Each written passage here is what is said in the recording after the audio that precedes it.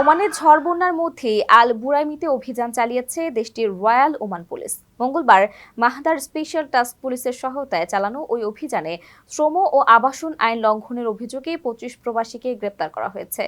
এসব প্রবাসীর মধ্যে কতজন বাংলাদেশি তা জানানো না হলেও তাদের সকলেই এশীয় নাগরিক বলে নিশ্চিত হওয়া গেছে। অভিযানের সময় বেশ ভয়াবহ পরিস্থিতি পার করেছে এলাকায় থাকা প্রবাসীরা। অভিযানে যাদের কাছে বৈধ কাগজপত্র মিলেছে তাদের ছেড়ে দেওয়া হলেও বৈধ ডকুমেন্ট দেখাতে ব্যর্থ হওয়া প্রবাসীদের গ্রেপ্তার দেখানো হয়। এ সময় যাদের পতাকা নেই বা ভিন্ন পেশায় কাজ করছিলেন তাদের সবাইকে গাড়িতে তোলা হয়। এমনকি পথচারী প্রবাসীদেরও ছাড় দেওয়া হয়নি। প্রত্যক্ষদর্শীরা বলছেন, এমন অভিযানের সময় আশেপাশে এক ভয়াবহ আতঙ্ক ছড়িয়ে পড়েছিল। সাম্প্রতিক সময়ে শ্রম আইন লঙ্ঘন রোধে মাঠ পর্যায়ে বড় অভিযানে নেমেছে ওমান। বিভিন্ন অঞ্চলে ধারাবাহিক পরিদর্শন কার্যক্রম বা তল্লাশি চালাচ্ছে দেশটির শ্রম মন্ত্রণালয়। এসব অভিযানে হাজারো প্রবাসী গ্রেপ্তার হয়েছেন। আতঙ্কে বাংলাদেশি সহ অন্য অনেক প্রবাসীর দিন কাটছে পালিয়ে থেকে।